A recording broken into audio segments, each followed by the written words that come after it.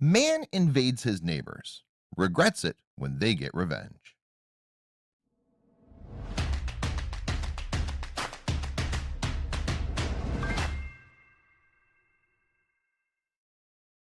He marched over to his neighbors in a blind fury. How dare they do this to him? It was his property and they had no right. He called his lawyer immediately. But then he realized what they'd done. They played him at his own game, and there was no way he could beat them. An old couple who lived in a very hilly part of Canada had no choice but to build their driveway snaking down towards their property. A straight path would have been far too steep, and it wouldn't have been up to local building regulations. Due to the terrain, finding workarounds like this in the area were commonplace, and there were several experienced designers in town who knew how to lay the roads out just right. But one new resident decided he wanted to do things his own way. The vacant lot next door had recently been sold, but the old couple had not yet met the owner and had no idea what he planned to do with the land. But instead of a knock on the door or friendly wave from the doorstep, the kindly couple was introduced to the landowner in the most unneighborly way possible. The couple came home one day to find heavy machinery on their land. Construction work had already begun on the new house, and the laborers were carving into the couple's own land as a cheap, easy fix to the incline issues.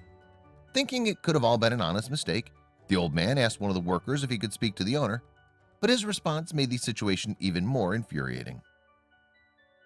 The clueless construction worker said he didn't know where the owner was, but he was happy to pass on his number. Heading back inside to use the phone, the old man dialed the number, but instead of clearing up the land dispute, it quickly became a lot messier. The couple simply didn't know how to react. The new owner denied the driveway was being built on his neighbor's land and said he planned to continue building the way he wanted before abruptly hanging up. After hearing the story, a family friend of the couple's laughed. He saw a very simple solution that would turn the tables in their favor in a matter of minutes. With a quick look over the property boundaries, the couple was quickly proven to be in the right. Their new neighbor clearly wasn't interested in negotiating with the couple, so the family friend's plan was put into action. The next morning, when the construction workers arrived, they immediately called their boss, but it didn't take long for him to finally show his face. Legal action against the intrusive construction would have been expensive and not particularly effective since the damage had already been done to their land. But seeing how angry this quick fix had made their rude neighbor, the old couple had no regrets. He was furious, and there was absolutely nothing he could do about it. The old couple watched as the arrogant owner screamed at the construction workers before making his way over to bang on the old couple's door. He disappeared several times to talk to his lawyer, but the conversation only made him angrier. The inconsiderate property developer had no choice. He would have to negotiate with the couple. The old couple's friend simply parked his car across the section of the new driveway that had been cut into their land, blocking the workers from driving their equipment down to where they needed to be.